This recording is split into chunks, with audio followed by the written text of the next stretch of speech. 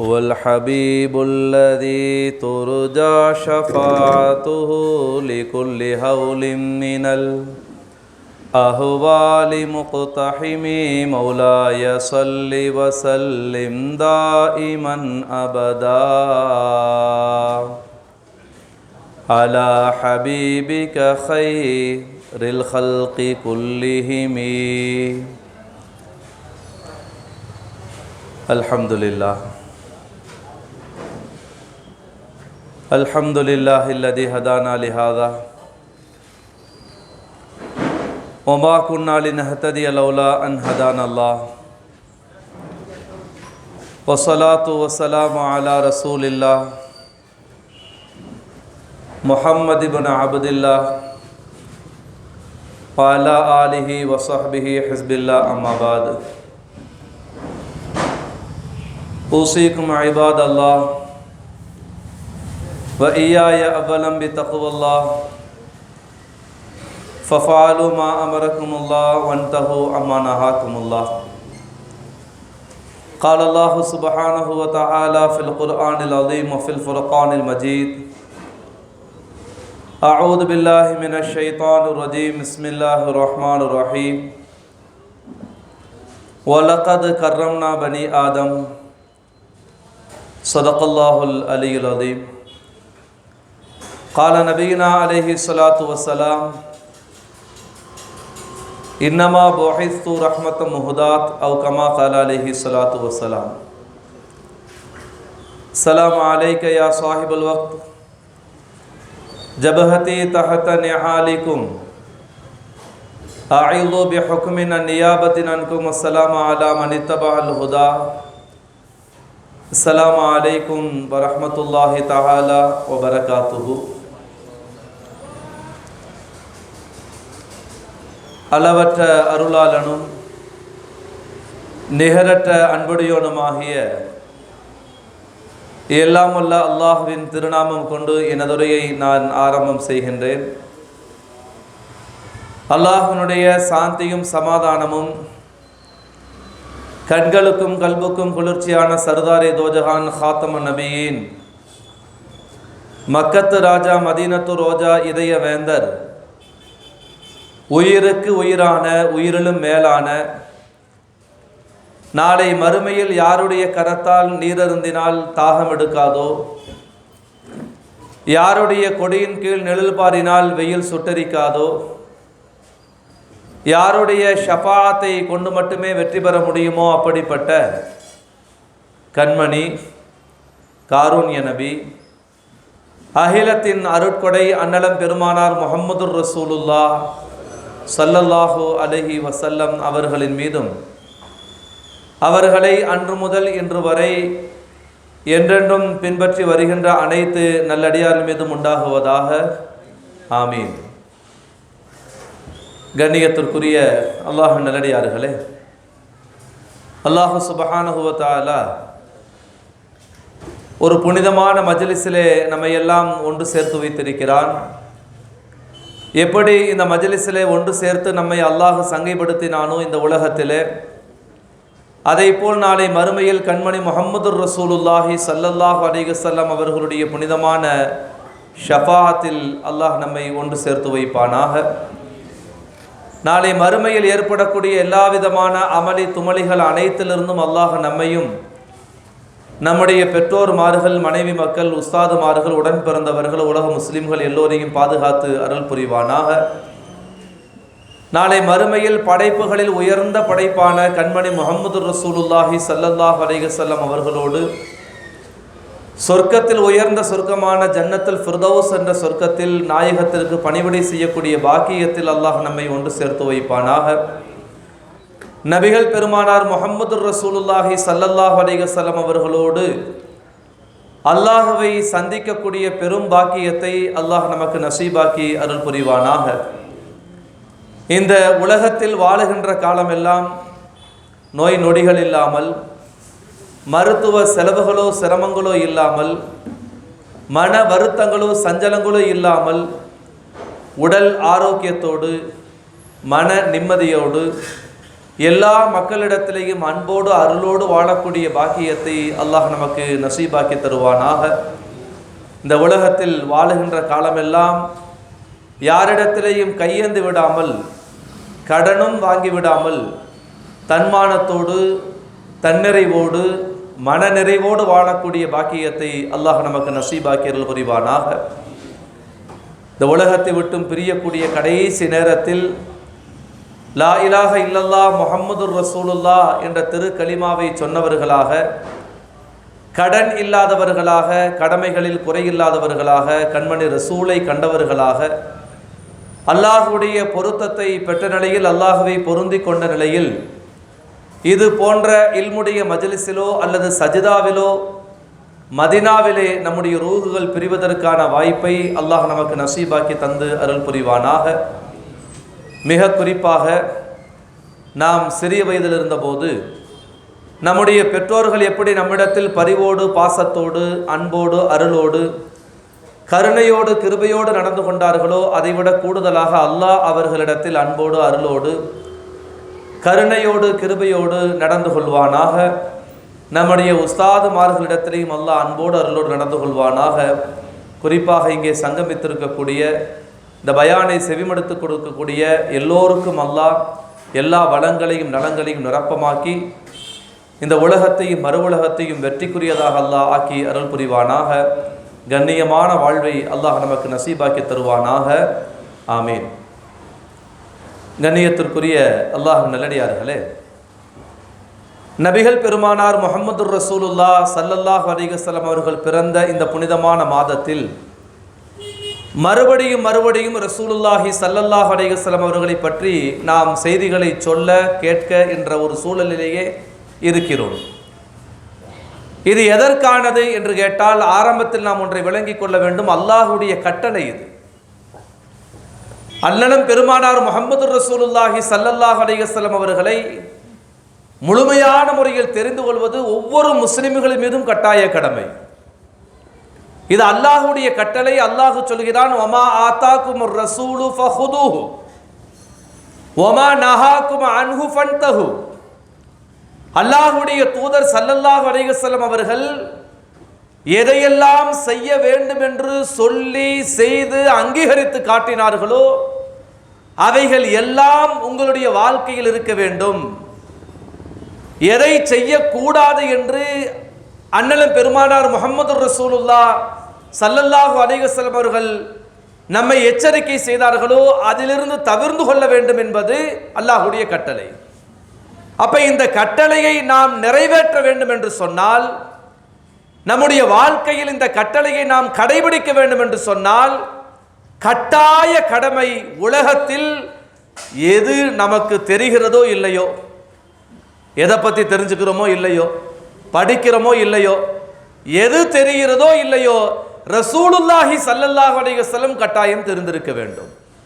ஏன்னா உலகத்தில் படைக்கப்பட்ட நோக்கம் அல்லாஹுடைய கட்டளையை நிறைவேற்றுவது.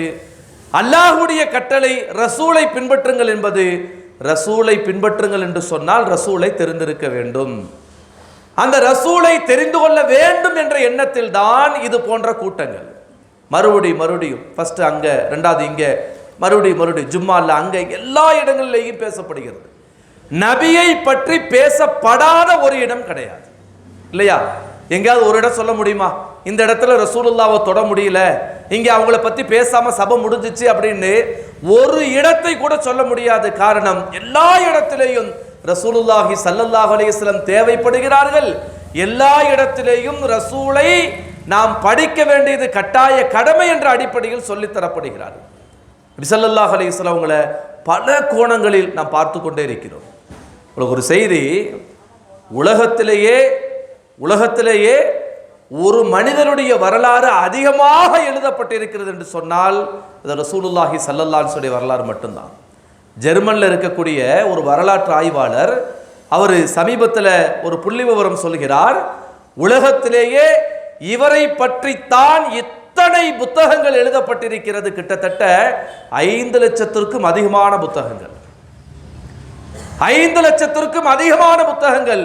வெறும் ரசூலுல்லாஹ் யாரு, அவங்க என்ன செஞ்சாங்க, அவங்க எப்படி வாழ்ந்தாங்க, போர்க்களம்ல எப்படி இருந்தாங்க, குடும்பத்துல எப்படி இருந்தாங்க, நண்பர்கள்ட்ட எப்படி இருந்தாங்க, தனித்தனியா பகுதி பகுதியா அவர்களை பற்றி பேசாததே கிடையாது. எழுதுகிறார்கள், எழுதிக்கொண்டே இருக்கிறார்கள், தீர்ந்த பாடு இல்லை. சரி, ஒரு 5 லட்சம் கிதாப் எழுதியாச்சு. ரசூலுல்லாஹி ஸல்லல்லாஹு அலைஹி வஸல்லம் அவங்களை பத்தி ஒரு 5 லட்சம் 6 லட்சம் புக் எழுதியாச்சு, முடிஞ்சுச்சா? இன்னைக்கும் ரசூலுல்லாஹ்வை பற்றி எழுதி கொண்டுதான் இருக்கிறார்கள். காரணம் என்னன்னா, இன்றைக்கும் தேவைப்படுகிறார்கள், என்றைக்கும் தேவைப்படுவார்கள், என்றைக்கும் தேவைப்படுவார்கள்.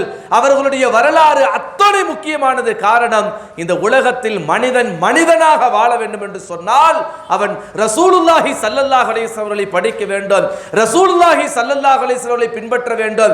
நபிகள் பெருமானார் முஹம்மது ரசூலுல்லாஹ் ஸல்லல்லாஹு அலைஹி வஸல்லம் அவர்களை ஒதுக்கி வைத்துவிட்டு இந்த உலகத்தில் உத்தமனாக யாராலும் வாழ முடியாது, யாராலும் வாழ முடியாது.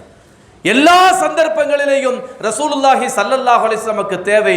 அதிலும் குறிப்பாக நபிகள் நாயகம் ஸல்லல்லாஹு அலைஹி வஸல்லம் இந்த உலகத்திற்கு செய்த அந்த உபகாரங்கள் இதை சொல்லி முடிக்க முடியாது. நிறைய உபகாரங்கள் செஞ்சாங்க, நிறைய உபகாரங்கள்.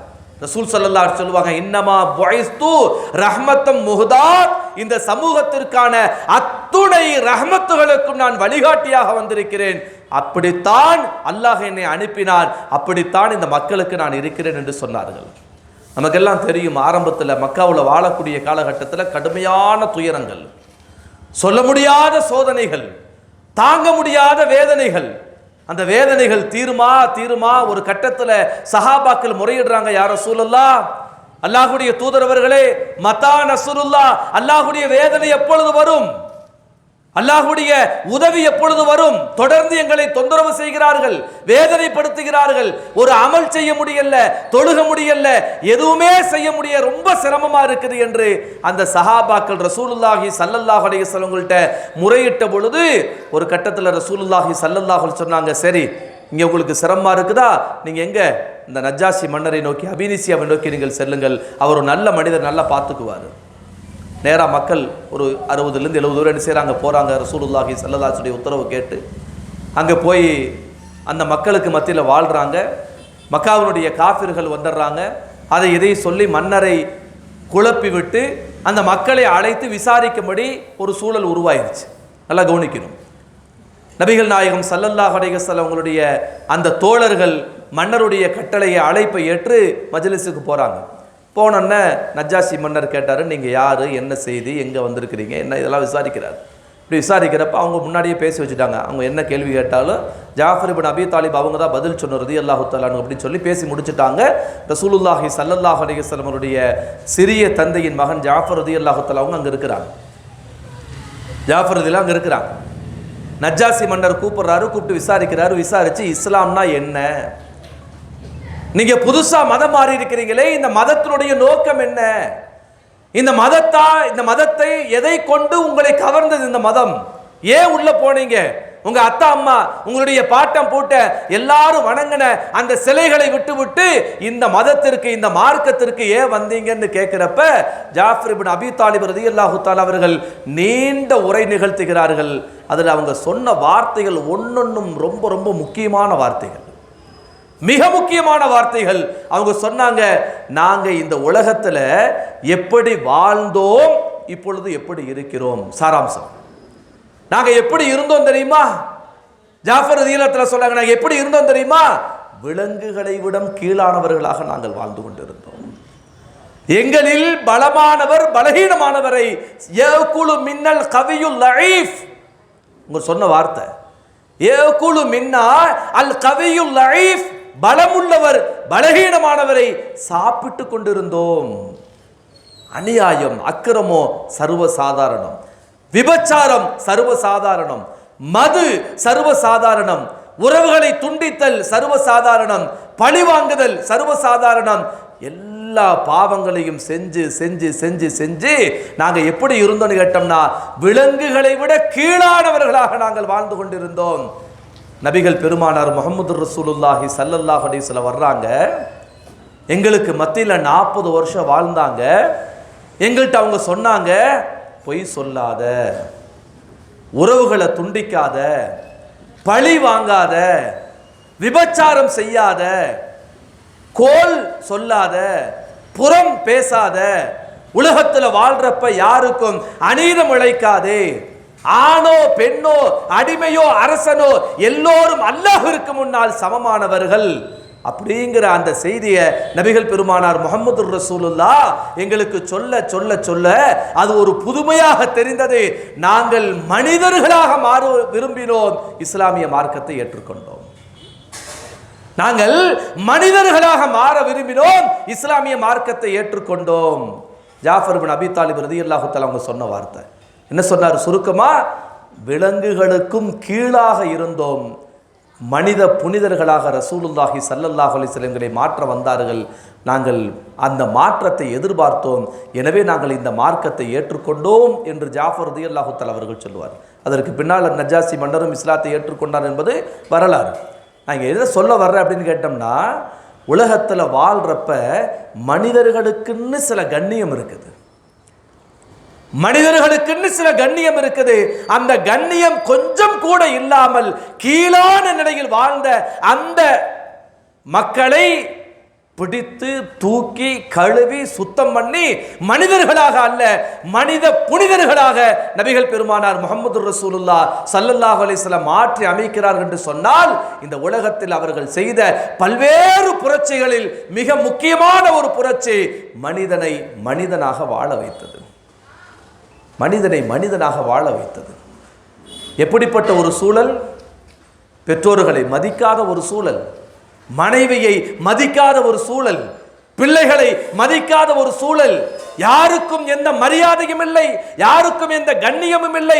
எவன் தடியெடுத்தவனெல்லாம் தண்டல்காரன் என்று சொல்வதை போல அந்த காலத்தில் எவனிடத்திலே பலம் இருந்ததோ, எவனிடத்திலே வலு இருந்ததோ அவன் உயர்ந்தவனாக கருதப்பட்டான். மற்றவனெல்லாம் விலங்குகளுக்கும் கீழாக மிக மோசமான நிலையில் நடத்தப்பட்டார்கள். அது அப்படியே ரசூலுல்லாஹி ஸல்லல்லாஹு அலைஹி வஸல்லம் மாற்றி அமைக்கிறாங்க.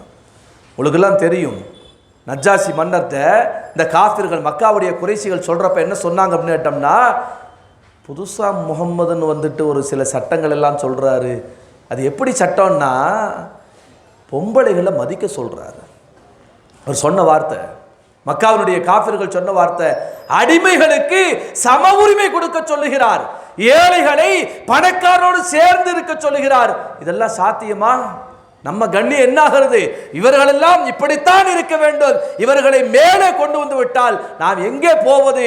எனவே இந்த இஸ்லாத்தை அழிக்க வேண்டும் என்று அவர்கள் கங்கணம் கட்டினார்கள். ஆனால் நபிகள் பெருமானார் முஹம்மது ரசூலுல்லாஹ் ஸல்லல்லாஹு அலைஹி வஸல்லம் அமைதியாக மிகப்பெரிய புரட்சியை நிறைவேற்றினார்கள். அந்த இடத்திலே மிகச்சிறந்த ஆக உயர்ந்த கட்டளைகளை கொண்டு வந்தார்கள். அங்கு எல்லோரும் மனிதர்களாக மாறினார்கள், எல்லோரையும் மனிதர்களாக மாற்றினார்கள். எல்லோருக்கும் யாருக்கு கண்ணியம் செய்ய வேண்டும், கண்ணியம் இந்த சமூகத்தில் எவ்வளவு முக்கியமானது என்ற கட்டளைகளை எல்லாம் ரசூலுல்லாஹி ஸல்லல்லாஹு அலைஹி சொல்லிக் கொடுத்தார். இன்னைக்கெல்லாம் கண்ணியமே இல்லாமல் போச்சு இல்லையா? கண்ணியமே இல்லை. முந்தா நேற்று நாங்கள் பள்ளிவாசலில் உட்காந்துருக்குறோம், மக்தப் மதரசாவில் உட்காந்துருக்குறோம். பிள்ளைகள்லாம் குர்ஆன் வச்சு ஓதிட்டு இருக்கிறாங்க, எல்லாம் ஓதிட்டு இருக்கிறாங்க. அப்படி உட்காந்துருக்கு. இந்த பக்கத்தில் ஒரு சின்ன ஒரு செவுரு மாதிரி இருக்கும், அதில் ஒரு கதவு இருக்கும், கிரில் கேட்டு. அந்த சைடு உட்கார்ந்துருக்கிறார் ஒருத்தர். ஒரு பிரிவு பள்ளிவாசலுக்கு வருவாங்க, அவங்க உட்கார்ந்து பேசுகிறாங்க. பேசிகிட்டு இருக்கிறப்ப என்ன செய்கிறாங்கன்னா, சேர் போட்டு கால் மேலே கால் போட்டு உட்காந்துட்டு இங்கே குர்ஆன் இருக்குது, அசரத் இருக்கிறாங்க, ஓதிட்டு இருக்கிறாங்க, எதுவுமே பார்க்கல. அவர் போய் சாட்டுக்கு வர்றாரு, கால் மேலே கால் போட்டு ஆட்டிட்டு இருக்கிறாரு. 5 நேரம் தொழுகையாடி, 5 நேரம் தொழுகையாடி. கண்ணியத்திற்குரிய அல்லாஹ் நல்லடியார்களே, கண்ணியம் அப்படிங்கிறது மிகச்சிறந்த ஆக உயர்ந்த ஒரு அமல். இன்னைக்கு அதை உடைச்சிட்டாங்க, இன்னைக்கு அதை இல்லாமல் ஆக்கிட்டாங்க. அல்லாஹ்வுடைய முதல் கட்டளை என்ன? ஆதம் அலைஹிஸ்ஸலாத்து வஸ்ஸலாம் அவர்களை படைத்து விட்டு அல்லாஹ்வுடைய முதல் கட்டளை உஸ்ஜுது லி ஆதம், ஆதமை கண்ணியப்படுத்துங்கள், ஆதமுக்கு சஜிதா செய்யுங்கள். மலக்குமார்களை பார்த்து அல்லாஹ் சொல்றான். அப்படின்னா என்ன அர்த்தம்? ஆதமை கண்ணியப்படுத்துங்கள் சஜிதாவை கொண்டு. ஃபர்ஸ்ட் கட்டளை கண்ணியம், ஃபர்ஸ்ட் கட்டளை கண்ணியம். அந்த கண்ணியம் இன்றைக்கு கொஞ்சம் கொஞ்சமாக போய் என்ன ஆச்சு அப்படின்னு கேட்டோம்னா, இன்னைக்கு குடும்பத்தினுடைய நிலை படுமோசமாக போய்விட்டது, படுமோசமாக போயிடுச்சு. நீங்கள் நல்லா கவனிச்சு பாருங்க, நபிமார்களை எல்லாம் அல்லாஹ் கண்ணியவான்களாகத்தான் அனுப்பி வைத்தான். காரணம், கண்ணியமானவர்களுடைய நாவிலிருந்து புறப்படக்கூடிய வார்த்தைகள் உள்ளத்தில் மாற்றத்தை ஏற்படுத்தும், உள்ளத்தில் மாற்றத்தை ஏற்படுத்தும். நபிமார்கள் எல்லோரையும் அல்லாஹ் கண்ணியமாக அனுப்பி வைத்தான். அவர்களுக்கான தொழில்கள் கண்ணியமாக இருந்தது, அவர்களுடைய செயல்பாடுகள் கண்ணியமாக இருந்தது. கண்ணியத்திற்கு குறைவான எந்த செயலையும் நபிமார்கள் செய்ய மாட்டார்கள். இந்த தெருவில் போறப்ப சாப்பிட்றது நபிமார்களுக்கு ஹராம். நடந்துட்டே சாப்பிட்றாங்களே, அப்படி வெளியில போயிட்டு அப்படி போற நபிமார்களுக்கு ஹராம். சில தொழில்கள் இருக்குது, அந்த தொழில்களை மக்கள் கொஞ்சம் கீழாக வச்சுட்டாங்க, அதனால அந்த தொழிலும் நபிமார்களுக்கு அல்லாஹ் ஹராமாக்கிட்டான். அந்த தொழில்களையும் நபிமார்களுக்கு அல்லாஹ் ஹராமாக்கிட்டான். அந்த தொழில் கீழான தொழில் அல்ல, மக்கள் அப்படி வச்சுக்கிட்டாங்க. மக்கள் என்ன செஞ்சுட்டாங்க? அப்படி நினைச்சுக்கிட்டாங்க. அந்த தொழில்களையும் நபிமார்கள் செய்யக்கூடாது. அல்ல என்ன காரணம் கேட்டோம்னா, நபிமார்கள் கண்ணியமாக இருக்கணும். அந்த கண்ணியமானவர்களுடைய நாவிலிருந்து வரக்கூடிய வார்த்தை கண்ணியமாக இருக்கும். அந்த வார்த்தை உள்ளத்தில் மாற்றத்தை ஏற்படுத்தும். இதைத்தான் அல்லாஹ் சொல்லிக் கொடுக்குறான் சமூகத்துக்கு. இதைத்தான் அல்லாஹ் என்ன சொல்லிக் கொடுக்குறான். அந்த கண்ணியம் என்பது இந்த உலகத்தில் மிக முக்கியமான ஒன்று. கண்ணியம் உலகத்தில் பெரும் பாக்கியத்தை தரும். சமர்கந்தி ரஹ்மத்துல்லாஹி அலைஹின்னு ஒரு பெரியவங்க இருந்தாங்க. அல்லாஹ்ட்ட நிறைய துவா செய்வாங்க. அல்லாஹ் ஹிதர் அலைஹிஸ்ஸலாத்து வஸ்ஸலாம் நான் பார்க்கணும். நான் ஹிதரை பார்க்குறவங்க நபி இந்த இது வழியாக மாறுவாங்க. ஹிதர் அலைஹிஸ்ஸலாத்து யார் பார்க்குறாங்களோ அவங்க இறைநேசர் அப்படின்னு பிரகடனப்படுத்தப்படுவாங்க. ஹிதர் அலைஹிஸ்ஸலாத்து வஸ்ஸலாம் அவங்கள பார்க்கணும் அப்படின்னு துவா செய்கிறாங்க. ஆனால் ஹிதர் அலைஹிஸ்ஸலாம் வரவே இல்லை. ரொம்ப நாளாக துவா செய்கிறாங்க. திடீர்னு எதிர்பாராத நேரத்தில் ஹிதர் அலைஹிஸ்ஸலாத்து வஸ்ஸலாம் வந்து நிற்கிறாங்க, வந்து முசாபா செய்கிறாங்க, வந்து சொல்கிறாங்க, நான் தான் ஹிதரோனை சந்திக்க வந்திருக்கிறேன். இப்போ சமர்கந்தி ரஹ்மத்துல்லாஹி கேட்குறாங்க, ரொம்ப நாளாக துவா செய்கிறேன், அப்பெல்லாம் வரல, இன்னைக்கு திடீர்னு வந்திருக்கிறீங்களே, நான் எந்த அமலை செய்ததால் இந்த வாய்ப்பு எனக்கு கிடைச்சது? இவர் கேட்குறாரு, நான் எந்த அமலை செய்ததால் அல்லாஹ் எனக்கு இந்த வாய்ப்பு கொடுத்தா நீங்க வந்து என்னை சந்திக்கிறீங்கன்னு கேட்கிறப்ப ஹிதர் அலைஹிஸ்ஸலாத்து வஸ்ஸலாம் சொன்னாங்க, அல்லாஹ் சொன்னான், சமர்கந்தி ரஹ்மத்துல்லாஹி அலைஹி அவர் தன்னுடைய பெற்றோர்களை கண்ணியப்படுத்த ஆரம்பித்து விட்டார், பெற்றோரிடத்தில் மிகுந்த கண்ணியத்தோடு இருக்கிறார், எனவே அவரை நீங்கள் சந்தித்து அவருக்கு இறைநேசத்தை கொடுங்கள், விலாயத்தை கொடுங்கள் என்று அல்லாஹ் சொல்லி அனுப்பினான், எனவே நான் வந்தேன் என்று சொல்கிறார். எனவே நான் வந்தேன் என்று சொல்கிறார். இதே மாதிரி தான் ரசூலுல்லாஹி ஸல்லல்லாஹு அலைஹி வஸல்லம் காலத்தில் சாபித்துன்னு ஒரு சஹாபி இருந்தாங்க. சாபித் இப்னு கைஸ் அல்ல, சாபித் இப்னு புன்யானி அப்படிங்கிற பேர், அவர் பேர். சாபித்துன்னு ஒரு சஹாபி இருந்தாங்க. மேராஜுடைய பயணத்தில் நபிகள் பெருமானார் முஹம்மது ரசூலுல்லாஹ் ஸல்லல்லாஹு அலைஹி வஸல்லம் சொர்க்கத்தில் உலா வர்றாங்க. அப்படி அங்கிட்டு போய் பார்க்குறாங்க. பார்க்குறப்ப திடீர்னு குர்ஆன் ஓதக்கூடிய சத்தம் கேட்குது. சொர்க்கத்தில் குர்ஆன் ஓதக்கூடிய சத்தம். உள்ளே போகிறாங்க. தாரமில் பதிவு செய்யப்பட்ட ஹதீஸ் இது. உள்ளே போகிறாங்க, போய் பார்த்தா சாபித் ரலியல்லாஹு தஆலா உட்கார்ந்து ஓதிட்டு இருக்கிறாங்க. ஜிப்ரீல் அலைஹிஸ்ஸலாத்து வஸ்ஸலாம் அவங்கள்ட்ட கேட்குறாங்க, ஜிப்ரீலே, இவர் சொர்க்கவாசி, சொர்க்கத்தில் குர்ஆனை ஓதுகிறாரே, என்ன காரணம் அப்படின்னு கேட்குறப்ப நபிகள் பெருமானார் முஹம்மது ரசூலுல்லாஹ் ஸல்லல்லாஹு அலைஹி வஸல்லம் அவங்களுக்கு ஜிப்ரீல் அலைஹிஸ்ஸலாத்து வஸ்ஸலாம் அவங்க சொன்னாங்க, இவர் உலகத்தில் தன் பெற்றோர்களிடத்தில் மிகுந்த கண்ணியத்தோடு நடந்து கொண்டதால் அல்லாஹ் இவருக்கு கொடுத்த பெரும் பாக்கியம், அவர் சொர்க்கவாசியாகவும் இருக்கிறார், சொர்க்கத்தில் அவருக்கு பிடித்தமான குர்ஆனை ஓதக்கூடியவராக இருக்கிறார். நபிகள் பெருமானார் முஹம்மது ரசூலுல்லாஹ்வுக்கு ஜிப்ரீல் அலைஹிஸ்ஸலாத்து வஸ்ஸலாம் சொல்றாங்க. அப்ப கண்ணியம்ங்கிறது அது ஏதோ செஞ்சா செய்யலாம், விட்டா விட்டுறலாம், அப்படி இல்லை. கண்ணியம்ங்கிறது ஒரு அமல். இன்னும் சொல்ல போனா கண்ணியம்ங்கிறது ஈமான். கண்ணியம்ங்கிறது ஈமான். யாராவது ஒருவருடைய உள்ளத்துல நபிகள் பெருமானார் முஹம்மது ரசூலுல்லாஹ் ஸல்லல்லாஹு அலைஹி வஸல்லம் பற்றிய ஒரு சிறு குறை எண்ணம் வந்து விட்டால் கைஃபாலிகள் குஃபுர், அவர் மீது குஃபுர் பயப்படப்படுகிறது. அந்த எண்ணத்தோடு மரணித்து விட்டால் அவர் காஃபிராக மரணிப்பார். கிதாபுகளில் பதிவு செய்யப்பட்ட நபிகள், கிதாபுகளில் பதிவு செய்யப்பட்டிருக்கிறது. இஹானத்துல் அன்பியாஇ குஃபுருன், நபிமார்களை கேவலமாக நினைப்பது அவன் காஃபிர் என்பதனுடைய அடையாளம். நபிமார்களை கண்ணியப்படுத்துவது ஈமானுடைய அடையாளம், ஈமானுடைய அடையாளம். இன்னைக்கு நபிமார்களை கூட விட்டு வைக்கவில்லை. அல்லாஹ் பாதுகாக்க வேண்டும். ஒரு போஸ்ட் ஒன்று இப்போ பிரபலியம் அப்படி ஓடிட்டு இருக்கு. ஒரு போஸ்ட், மதுவை விட கேடு கெட்டது மௌலுது ஷரீஃப். அஸ்தக்ஃபிருல்லாஹ் அல்-அஸீம். இந்த வார்த்தை சொல்றதுக்கே வெக்கமா இருக்கு, பயமா இருக்குது, அச்சமா இருக்கு. மதுவை விட மோசமானது மௌலுது ஷரீஃப். மௌலுதுல என்னங்க இருக்கு? அவ்வளோது என்ன இருக்குது? ரசூல் ஸல்லல்லாஹு அலைஹி வஸல்லம் வாழ்க்கை வரலாறு, அவ்வளோதான் இருக்குது. வேறு எதுவும் இருக்குது? அதில் வேறு ஒன்றுமே இல்லை. முழுக்க முழுக்க நபிகள் பெருமானார் முஹம்மது ரசூலுல்லாஹி ஸல்லல்லாஹு அலைஹி வஸல்லம் வாழ்க்கையில் நடந்த நிகழ்வுகளை, பல நிகழ்வுகளை ஒன்று சேர்த்து கவிதையாக சொல்லித்தரப்பட்டதுதான் மௌலூது ஷரீஃப். அந்த மௌலூது என்ன செய்யறாங்க, சில பேர் போஸ்ட் அடிச்சு ஒட்டி இருக்கிறாங்க, மதுவை விட மோசமானது மௌலூது ஷரீஃப். இவன் உள்ளத்துல ரசூலுல்லாஹ் எப்படி இருக்குப்பாங்க? இவன் முஸ்லிமா? இவன் யோசிச்சு பாருங்க, முஸ்லிமா இவன்? ஒரு முஸ்லிமுடைய நாவிலிருந்து இந்த வார்த்தைகள் வருமா? என்ன காரணம் அப்படின்னு கேட்டோம்னா, மூத்தவன் உருவாக்கிட்டான், உலகத்தில் யாரையும் கண்ணியப்படுத்தாத. அவன் உருவாக்கினதானங்க, அவன் உருவாக்கிட்டான். என்ன அஜித் மார்க் வந்தா கண்ணியம் இல்லை, எந்திரிக்காத. அத்தா அம்மா எந்திரிக்காத, கண்ணியம் இல்லை. அட பெரியவங்க கண்ணியம் இல்லை. அப்படியே போய் போய் போய் போய் என்னாச்சு, அல்லாவுக்கும் கண்ணியம் இல்லை, ரசூலுக்கும் கண்ணியம் இல்லை. அல்லாஹ்விற்கும் கண்ணியம் இல்லை, ரசூலுக்கும் கண்ணியம் இல்லை. இன்னைக்கு மோசமான ஒரு நிலைக்கு போயிருச்சு. இன்னைக்கு இஸ்லாமிய சமூகமே கண்ணியம் இல்லாத சமூகமாக மாறிடுச்சு. அல்லாஹ் நம்மை பாதுகாத்தல் புரிவானாக. இஸ்லாமிய சமூகமே கண்ணியம் இல்லாத சமூகமாக மாறி போனதுக்கு காரணம் என்னன்னா, ஒரு சில குறிப்பிட்ட நபர்களுடைய சில மோசமான விஷமத்தனமான பிரச்சாரங்கள் தான். அந்த பிரச்சாரங்களுடைய அந்த நீட்சி இன்னைக்கு என்ன ஆயிடுச்சு கேட்டோம்னா, இன்னைக்கு ஒரு ஊர்ல வால் போஸ்ட் அடிச்சு ஒட்டி அவன் மீலாது விழா கொண்டாடுறான். அந்த மீலாது விழாக்கு தலைப்பு என்ன? மதுவை விட மோசமானது மௌலூது ஷரீஃப்.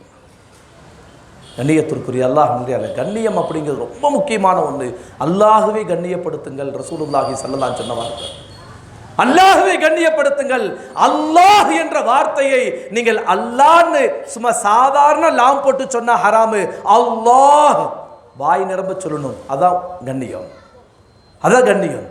எப்பொழுதுமே அல்லாஹ்வை கண்ணியப்படுத்துங்கள். எப்படி? அவனுக்கு இணை வைத்து விடாதீர்கள், அவனுக்கு இணை வைத்து விடாதீர்கள், அவனுக்கு கூட்டாக யாரையும் கொண்டு வந்து சேர்த்து விடாதீர்கள். இது அல்லாஹ்விற்கு செய்ய வேண்டிய கண்ணியம். இரண்டாவது, ரசூலுல்லாஹி ஸல்லல்லாஹு அலைஹி வஸல்லம் கண்ணியப்படுத்துங்கள், அவர்களுக்கும் இணை வைத்து விடாதீர்கள். லா ஷரீக லஹு அப்படிங்கிறது அல்லாஹ்க்கு மட்டுமல்ல, லா ஷரீக லஹு அப்படிங்கிறது நபிகள் நாயகம் ஸல்லல்லாஹு அலைஹி வஸல்லம் அவர்களுக்கு தான். ஏன்னா அல்லாஹ் எப்படி அவன் தன்னை, அதாவது அவனுடைய தாத்துல தனியாக இருக்கிறானோ, அவனுக்கு இணை இல்லையோ, அவனுக்கு துணை இல்லையோ, அதே போல ரசூலுல்லாஹி ஸல்லல்லாஹு அலைஹி வஸல்லம் அவர்களுடைய அழகுக்கு நிகரில்லை, குணத்திற்கு நிகரில்லை, அவருடைய அந்தஸ்துக்கு நிகரில்லை. அவர்களுடைய இடத்தில் யாரையும் கொண்டு வந்து சேர்த்து விடாதீர்கள். ரசூலுல்லாஹுக்கு லா ஷரீக லஹு, லா ஷரீக லஹு, அவங்களுக்கு இணையாக துணையாக அவர்களுடைய அந்தஸ்தில் யாரும் கிடையாது. அல்லாஹ்விற்கு அடுத்து ரசூலுல்லாஹ், ரசூலுல்லாஹ்வுக்கு பக்கத்தில் யாரும் கிடையாது. நபிமார்களாக இருந்தாலும் ரசூலுக்கு அடுத்துதான் நபிமார்கள். முஹம்மது ரசூலுல்லாஹி ஸல்லல்லாஹு அலைஹி வஸல்லம் அவர்களுக்கு அடுத்துதான் மற்ற நபிமார்கள். அது இப்ராஹிம் அலைஹிஸ்ஸலாத்து வஸ்ஸலாமாக இருந்தாலும் சரி, மூசா நபியாக இருந்தாலும் சரி, தன்னுடைய ரூஹை கொடுத்த ஈசா அலைஹிஸ்ஸலாத்து வஸ்ஸலாமாக இருந்தாலும் சரி, ரசூலுல்லாஹி ஸல்லல்லாஹு அலைஹி வஸல்லம் அவர்களுக்கு இணையாக யாரையும் கொண்டு வந்து வைக்கக்கூடாது. காரணம் என்ன? கைரு ஹல்கில்லாஹ், கைரு ஹல்கில்லாஹ், அல்லாஹ்வுடைய படைப்புகளில் உயர்ந்தவர்கள். இது ரசூலுல்லாஹ் சொன்ன வார்த்தை, ரசூலுல்லாஹி ஸல்லல்லாஹு அலைஹி வஸல்லம். அதே மாதிரி அவங்களுக்கு செய்ய வேண்டிய கண்ணியத்தில் இன்னொன்று நட்டோம்னா, அவங்க மேலே பொறாமப்படாமல் இருக்கணும், அவங்க மேலே பொறாமப்படாமல் இருக்கணும். இன்னைக்கு ஏன் இவ்வளோ பிரச்சனை ரசூலுல்லாஹ் மேலே, மீலாதுன்னா மௌலூதுன்னா அவ்வளோ சண்டை சச்சரவு? என்ன காரணம் அப்படின்னு கேட்டோம்னா, நபிகள் பெருமானார் முஹம்மது ரசூலுல்லாஹி ஸல்லல்லாஹு அலைஹி வஸல்லம் அவர்களை புகழ்வது சில பேத்துக்கு பிடிக்கல, பொறாமை. அந்த பொறாமையினுடைய வெளிப்பாடு என்ன செய்யறாங்க? ரசூலை புகழாத, ரசூலை புகழாத, மீலாது கொண்டாடாத, மௌலூது ஓதாத, அவர்களை பற்றி பேசாத, இந்த வார்த்தைகள் எல்லாம் பொறாமையின் வெளிப்பாடு. நபிகள் பெருமானார் முஹம்மது ரசூலுல்லாஹி ஸல்லல்லாஹு அலைஹி வஸல்லம் மேல பொறாமப்படாத, அப்படி பட்டா நீ நரகவாசி. தக்கல பீரப்பாக சொல்லுவாங்க, களிமா சொன்னவன் கனலடி போவதேன் சிங்கி, ஹக்கு ரசூலின் மீது ஹசது கொண்டதாலடா சிங்கான்னு சொல்லுவாங்க.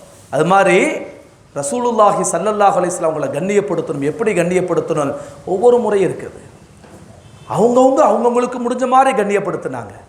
அபூபக்கர் சித்தீக் ரலியல்லாஹு தஆலா எப்படி கண்ணியப்படுத்தினாங்க? முஹம்மது ரசூலுல்லாஹ்னு கேட்டுட்டா தன்னுடைய பெருவரல்ல முத்தம் கொடுத்து, குர்ரத் ஐனி பிக்க யா ரசூலுல்லாஹ்னு அப்படி முத்தம் கொடுப்பாங்க. அந்த காலத்தில் எல்லாரும் செஞ்சாங்க இல்லையா?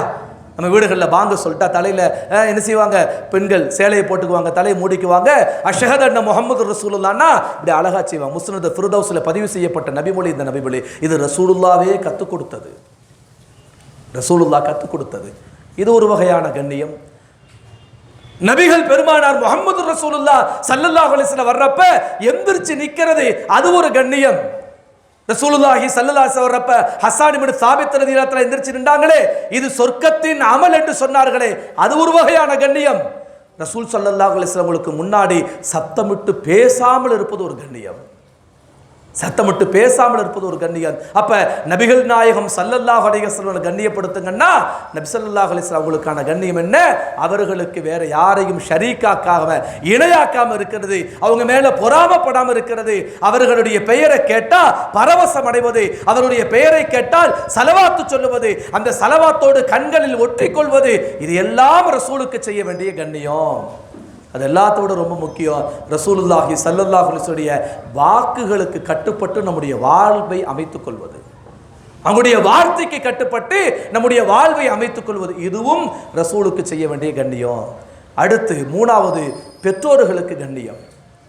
உலகத்தில் ரசூலுல்லாஹி ஸல்லல்லாஹு அலைஹி வஸல்லம் பெற்றோர்களை கண்ணியப்படுத்த சொன்னாங்க. பெற்றோர்களை கண்ணியப்படுத்த பெரிய அமல், பெரிய அமல். இன்னைக்கு பெற்றோர்களை கண்ணியப்படுத்தாத ஒரு சமூகம் உருவாயிருச்சு. அத்தா நின்றுட்டு இருப்பாரு, பையன் படுத்துட்டு இருக்கிறான் கால் மேலே கால் போட்டு, இல்லை உட்கார்ந்துருக்கிறான் கால் மேலே கால் போட்டு. சில சமயங்களில் என்ன செய்யறான்னா, அதை எட்டுவா இதை எட்டுவா, அம்மாவை பேர் சொல்லி கூப்பிடுறான், அத்தாவை பேர் சொல்லி கூப்பிடுறான். சில சமயங்கள்ல எல்லை மீறி போய் அல்லாஹ் பாதுகாக்க வேண்டும் நம்ம குடும்பங்களை, அல்லாஹ் பாதுகாக்க வேண்டும் நம்ம குடும்பங்களை, எல்லை மீறி போய் அத்தாவை அடிக்கக்கூடிய அம்மாவை அடிக்கக்கூடிய பிள்ளைகள் உருவாகிவிட்டார்கள்.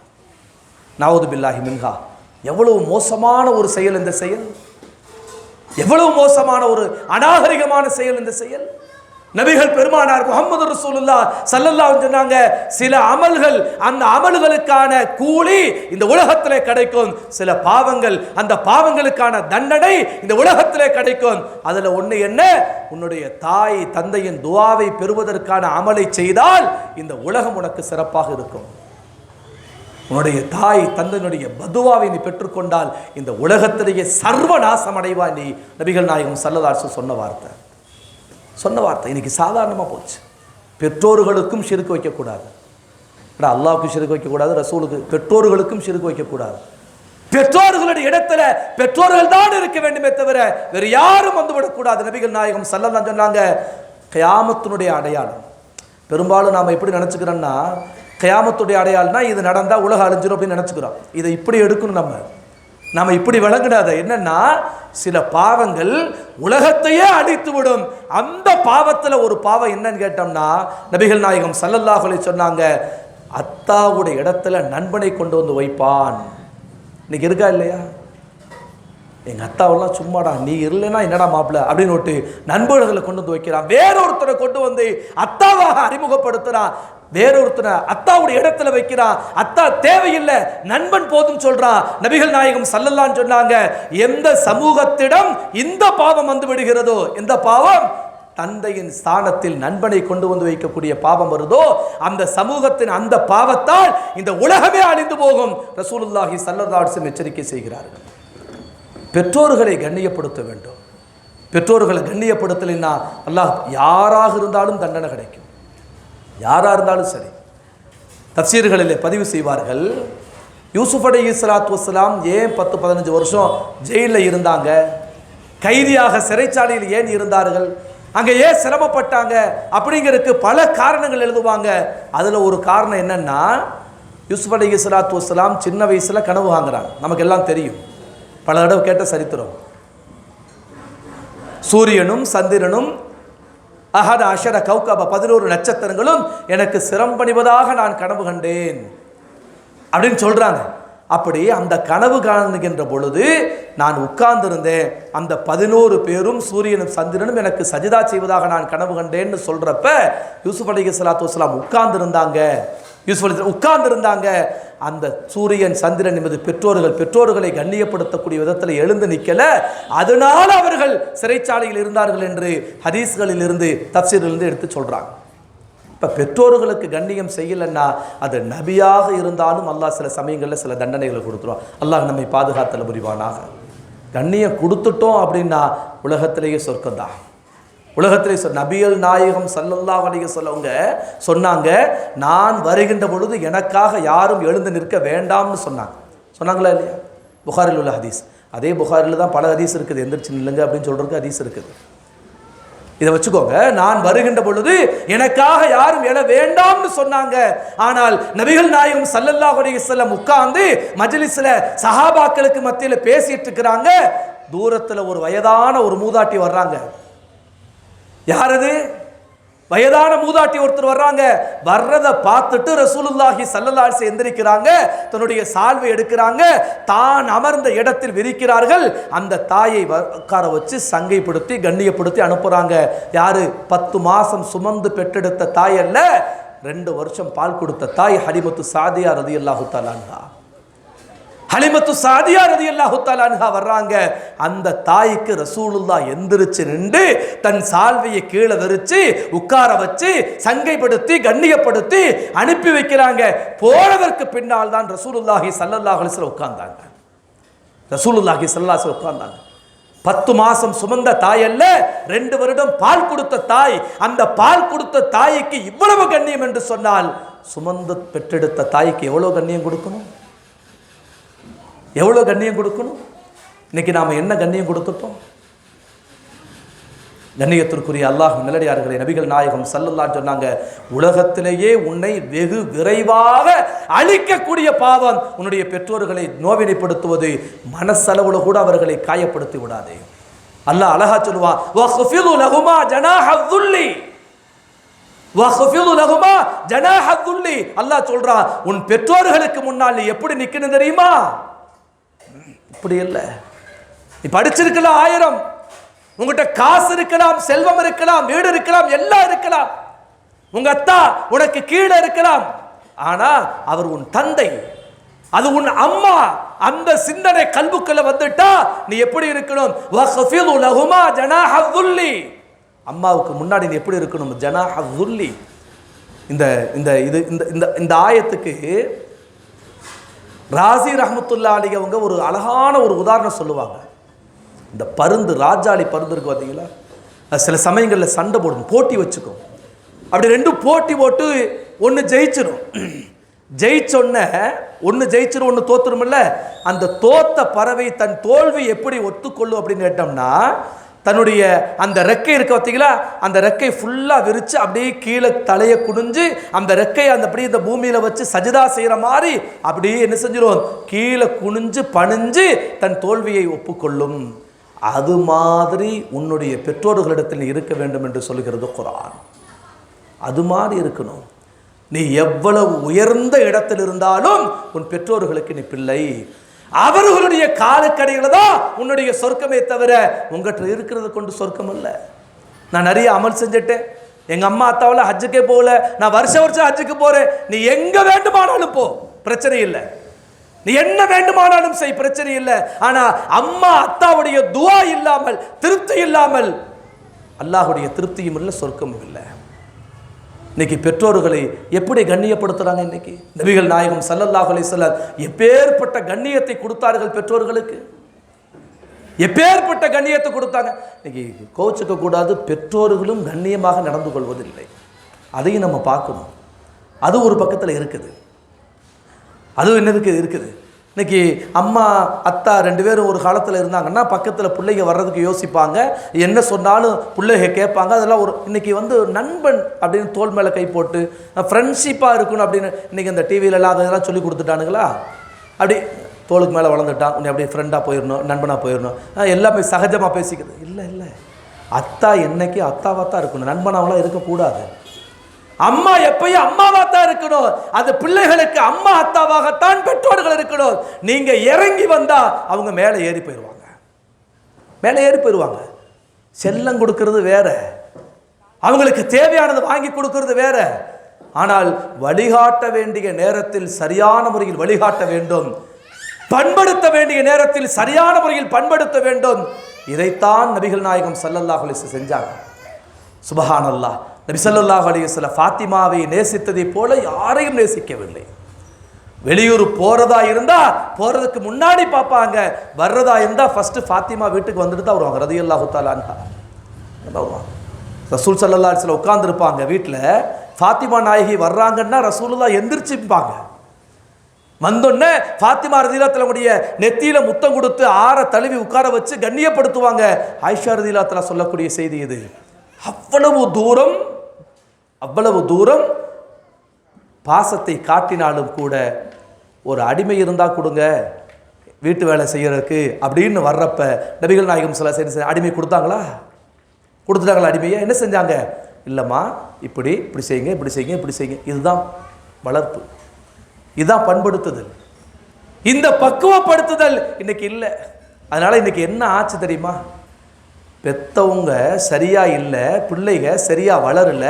யாரும் கோச்சுக்காதீங்க. இன்னைக்கு சூழல் என்னன்னா, இன்னைக்கு அதிகமான ஹுலா தலாக் ரொம்ப அதிகமாக நடக்கிறதுக்கு முக்கியமான காரணம் பெற்றோர்களுடைய வளர்ப்பு சரியில்லை. பெற்றோர்கள் கண்ணியத்தோடு நடந்து கொண்டால் இந்த பிரச்சனை இல்லை. ரசூலுல்லாஹி ஸல்லல்லாஹு அலைஹி வஸல்லம் பிள்ளைகளுக்கு சொல்லிக் கொடுத்தார்கள், பெற்றோர்களை கண்ணியமாக வையுங்க. பெற்றோர்களுக்கு சொன்னாங்க, பெற்றோர்களை நீங்க கண்ணியமா இருங்கன்றாங்க. நபிகள் நாயகம் ஸல்லல்லாஹு அலைஹி வஸல்லம் சொன்னாங்க, பெற்றோர்களிடத்தில் கண்ணியமாக இருங்க. 4வது, உலமாக்களை சங்கைப்படுத்துங்கள். சுபஹானல்லாஹ். இன்னைக்கு பெரிய பிரச்சனை, இன்னைக்கு சமூகத்தில் மிகப்பெரிய பிரச்சனை. இன்னைக்கு சமூகத்தில் எங்க போனாலும், எந்த இடத்துக்கு போனாலும் ஏதாவது வார்த்தைகள் சொல்லக்கூடிய சூழல் தான் இன்னைக்கு சமூகத்தில் நிறைய இருக்கு. உலமாக்கள் நம்ம நினைக்கிற மாதிரி அவ்வளோதான், நமக்கு முன்னாடி நம்மள்கிட்ட கையில் சம்பளம் வாங்குறவங்க, நமக்கு முன்னாடி தொழு வச்சுருவாங்க, நம்மளை அண்டி பிழைப்பவர்கள் என்று நீங்கள் நினைத்து கொள்ளக்கூடாது. அல்லாஹ் பாதுகாக்க வேண்டும். உலமாக்களைத்தான் அண்டி பிழைக்க வேண்டும். நாம இந்த வார்த்தையில் நீங்கள் எதுவும் தப்பாக நினச்சிக்க கூடாது. நான் தெரிஞ்சுதான் சொல்கிறேன். இந்த வார்த்தை ரொம்ப முக்கியமான வார்த்தை. உலமாக்களைத்தான் நம்முடைய அத்துணை காரியங்களின் வெற்றிக்கு காரணமாக அல்லாஹ் வைத்திருக்கிறார். யூனுஸ் அலைஹிஸ்ஸலாத்து வஸ்ஸலாமுடைய சமூகம் தொடர்ந்து பாவத்துக்கு மேலே பாவம் செஞ்சு அல்லாஹ்வுடைய வேதனை வந்துருச்சு. அல்லாஹ்வுடைய வேதனையை பார்த்துட்டாங்க. அவங்க பார்த்துட்டாங்க. பார்த்ததுக்கு பின்னாடி அவங்க மீள்வதற்கு ஆசைப்படுகிறார்கள். ஆனால் என்ன செய்யணும்னு தெரியல. அப்பதான் எல்லாரும் யோசிக்கிறாங்க, என்ன செய்யறது? யூனுஸ் அலைஹிஸ்ஸலாத்து வஸ்ஸலாம் ஏற்றுக்கொண்ட ஒரு ஆலிம், ஒரு அறிஞர் மலை உச்சியில் இருக்கிறார். அவர்கிட்ட போய் கேட்கல, வாங்கன்னு போய் கேட்குறாங்க. அப்படி கேட்டப்ப அவர் சொன்னார், இஸ்திக்ஃபார் செய்யுங்கன்னு. இஸ்திக்ஃபார் செய்ததால் அந்த சமூகம் அழிவிலிருந்து பாதுகாக்கப்பட்டது. ஒவ்வொரு சந்தர்ப்பத்திலையும் இந்த சமூகத்தை பாதுகாக்கக்கூடிய இடத்தில் இருப்பவர்கள் ஆலிம்கள்.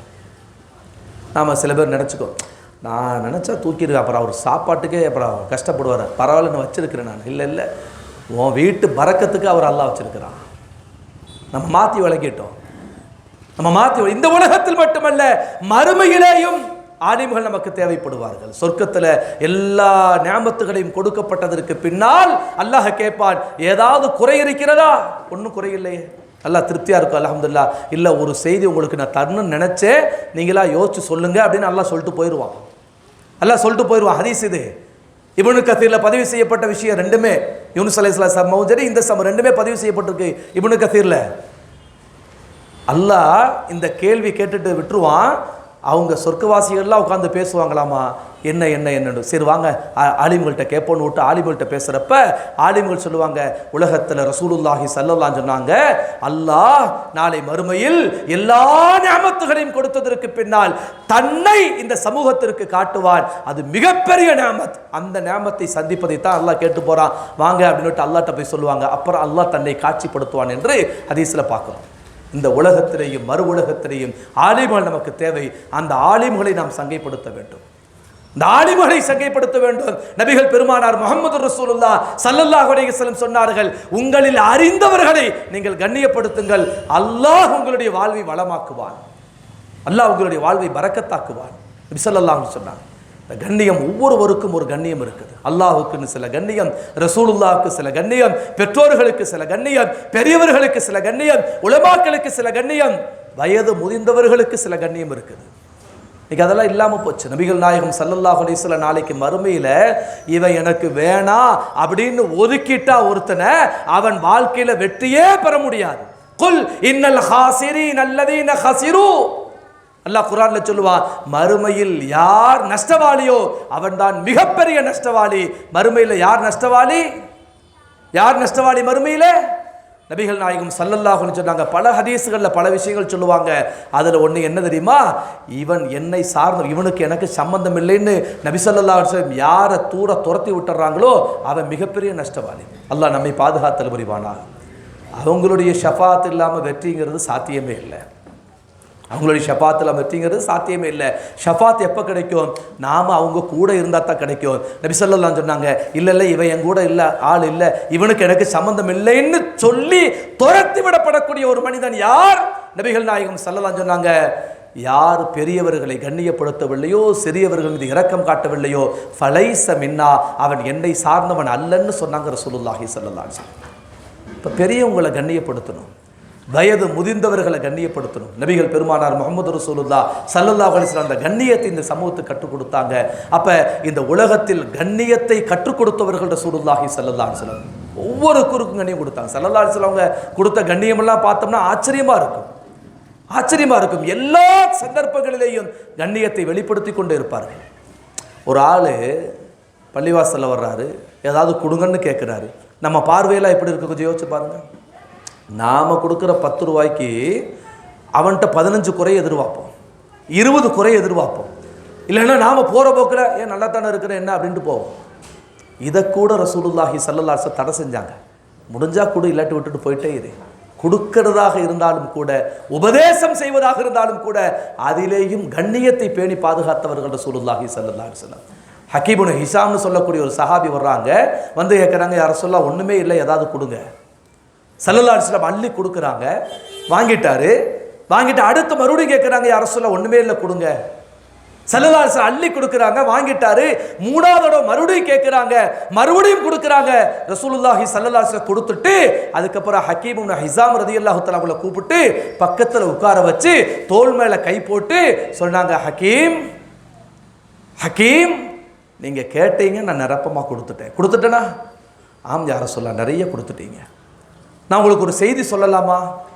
சொல்லுங்க யார் சொல்லலாம். நல்லா கேட்டுக்கோ. இந்த உலகத்தினுடைய வாழ்வு இருக்குது, அது பசுமையானது, பார்க்க ஆசையாக தான் இருக்கும், அனுபவிக்கணும் தோணிகிட்டே தான் இருக்கும். எவ்வளோ வாங்கினாலும் தீராது, எவ்வளோ கொடுத்தாலும் பத்தாது. இதுதான் உலகத்தினுடைய வாழ்க்கை. முடிஞ்ச அளவுக்கு பிறரிடத்தில் கேட்பதிலிருந்தும் உங்களை நீங்கள் பாதுகாத்து கொள்ளுங்கள். எப்போ சொல்கிறாங்க? 3 தடவை அள்ளி கொடுத்து மனசை நிறைய வச்சுட்டு ரசூலுல்லாஹி ஸல்லல்லாஹு அலைஹி சொல்கிறாங்க, கொடுப்பதாக இருந்தாலும் உபதேசம் செய்வதாக இருந்தாலும் அதிலேயும் கண்ணியத்தை பேணி பாதுகாத்தவர்கள் ரசூலுல்லாஹி ஸல்லல்லாஹு அலைஹி வஸல்லம். ஹக்கீம் இப்னு ஹிஷாம் ரலியல்லாஹு தஆலா அதுக்கு பின்னாடி எப்படி மாறினாங்க அப்படின்னு கேட்டோம்னா, ரசூலுல்லாஹுடைய மறைவுக்கு பின்னால் அபூபக்கர் நாயகம் பைத்துல் மால்ல இருக்கக்கூடிய கனிமத்துடைய பொருள்களை கொண்டு வந்து கொடுத்தாங்க. வேணாம், தேவை இருந்தும் வேணான்னு சொன்னாங்க.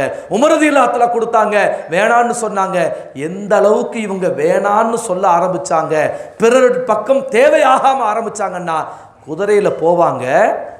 சில சமயங்களில் கையில் உள்ள குச்சி, இந்த குதிரை அடிக்கிறதுக்கு சவுக்கு வச்சிருப்பா, அந்த குச்சி கீழே விழுந்துடும். பக்கத்தில் ஒருத்தர் நிற்பார், அதை கொஞ்சம் எடுத்து கொடுங்களேன்னு கேட்க மாட்டாங்க, இறங்கி எடுப்பாங்க. சொல்லுவாங்க, ரசூலுல்லாஹி ஸல்லல்லாஹு அலைஹி வஸல்லம் ஹபீபி, என்னுடைய ஹபீபி எனக்கு ஒரு உபதேசம் செஞ்சாங்க, யார்கிட்டையும் எதுவும் கேட்கக்கூடாதுன்னு, அதனால் நான் இதையும் கேட்க மாட்டேன்னு சொன்னாங்க. கேட்கறது கண்ணிய குறைவு. ஸல்லல்லாஹு அலைஹி வஸல்லம் தடுத்தாங்க. எதுவெல்லாம் கண்ணியத்தை குறைக்குமோ அவைகள் அனைத்தையும் ரசூலுல்லாஹி ஸல்லல்லாஹு அலைஹி வஸல்லம் ஹராமாக்கினார்கள்.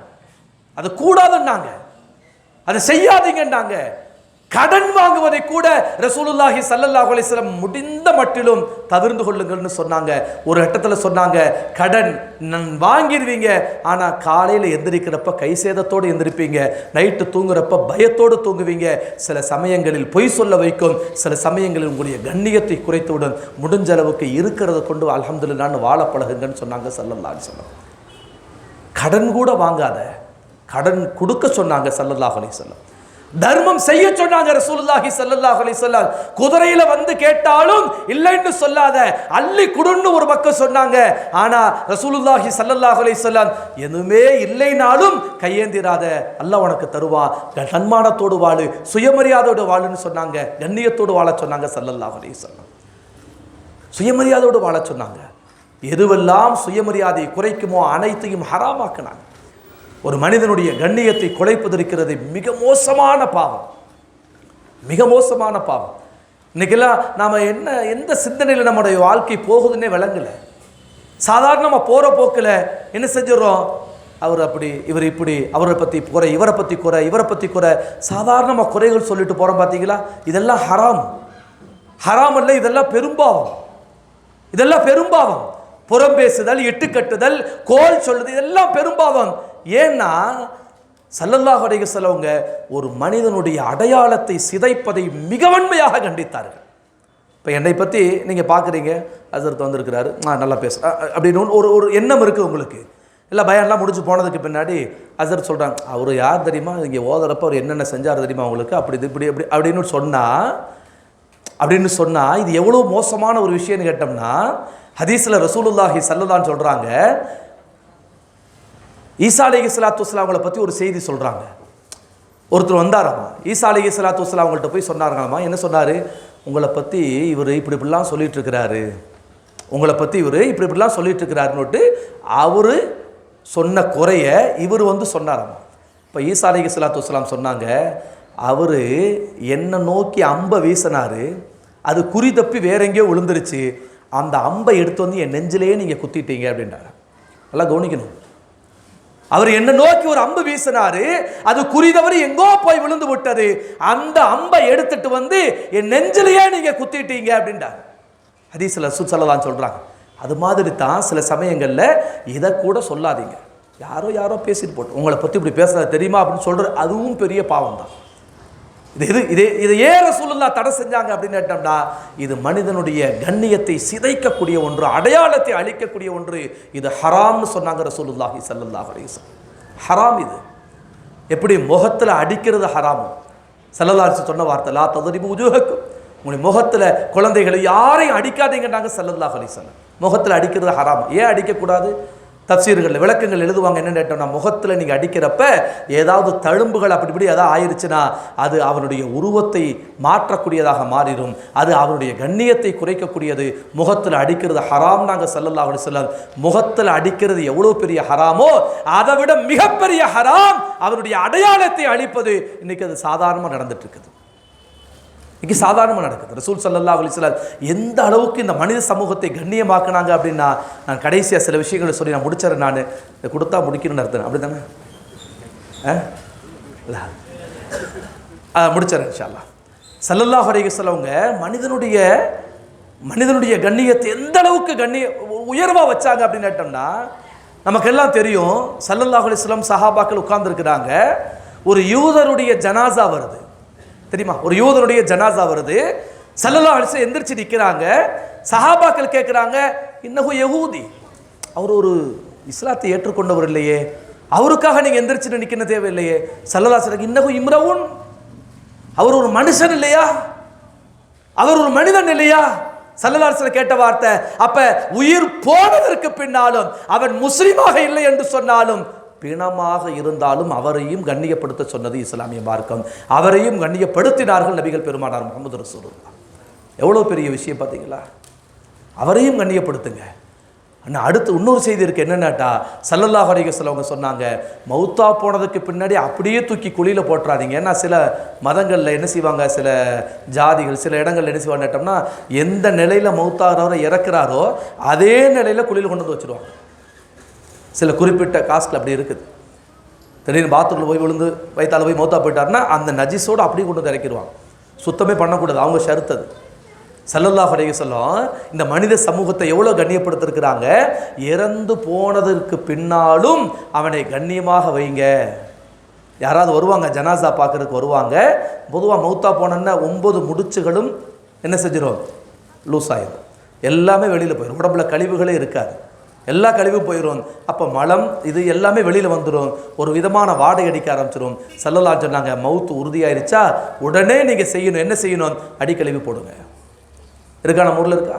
எல்லா ஊர்லேயும் இருக்குது. அடிக்கழிவு போடுங்க. ஏன்? ஜனாசா தான், ஆனால் வர்றவங்க முகச்சுளிப்பை ஏற்படுத்தி அந்த ஜனாசாவினுடைய கண்ணியம் கெட்டு போயிடக்கூடாதுன்னு சொன்னாங்க ஸல்லல்லாஹு அலைஹி வஸல்லம். உயிர் போனதுக்கு பின்னாடியும் யோசிச்சாங்க ரசூலுல்லாஹி ஸல்லல்லாஹு அலைஹி வஸல்லம். உயிர் போனதற்கு பின்னாலும் யோசித்தார்கள். அது மட்டுமல்ல, ஸல்லல்லாஹு அலைஹி வஸல்லம் அழுக்குகள் கூட இருக்க வேண்டாம், நல்ல சுத்தமா குளிப்பாட்டி கொண்டு போய் கபர்ல அடக்குங்கன்னு சொன்னாங்க. அப்படி அடக்கிற நேரத்தில் ஸல்லல்லாஹு அலைஹி வஸல்லம் சொன்ன வார்த்தை பாருங்க. அடக்கியாச்சு, மண்ணை போட்டு மூடியாச்சு. ஸல்லல்லாஹு சொல்றாங்க, அந்த கபரின் மீது நீங்கள் சாயாதீர்கள், அது அந்த கபருக்கு செய்யக்கூடிய கண்ணியம் நாங்கள் ஸல்லல்லாஹு அலைஹி வஸல்லம். மௌத்தா போய் அடக்கினதுக்கு பின்னாடி அந்த கபரையும் கண்ணியப்படுத்த சொன்னாங்க ஸல்லல்லாஹு அலைஹி வஸல்லம். இன்றைக்கி சில பேருக்கு மேலே கட்டவே கூடாதுங்கிறான். மேலே வால் போஸ்ட் அடிக்கிறப்ப சில சமயங்களில் கொண்டையை மறைக்க மறந்துடுவாங்க சில ஆள். என்ன செய்வாங்க, வால் போஸ்ட்டை மேலே போட்டுருவாங்க, என்ன கட்டக்கூடாது. கீழே ஆதாரம் என்ன, எவ்வளோ மண் எடுக்கிறீங்களோ அந்த மண்ணை தாண்டி வேறு எந்த மண்ணை எக்ஸ்ட்ரா போடக்கூடாது. எடுக்கிற மண்ணை போட்டாலும் உள்ள உடம்பு அளவுக்கு மேலே வந்தானே ஆகணுங்க. புரியுதா நான் கேட்குறது? புரியுதா? மண் தோண்டியாச்சு, நம்ம ஜனாசா வச்சாச்சு, இப்போ நான் மௌத்தா போயிட்டேன், என்னை கொண்டு வந்து வச்சாச்சு, என்னுடைய அளவுக்காவது மண் மேலே வரத்தானே செய்யும், வரதானே செய்யும். ஆனால் மேலே கீழே இந்த ஹதீஸ் மேலே தரைமட்டம் பார்க்குங்கள், அவ்வளோதான்.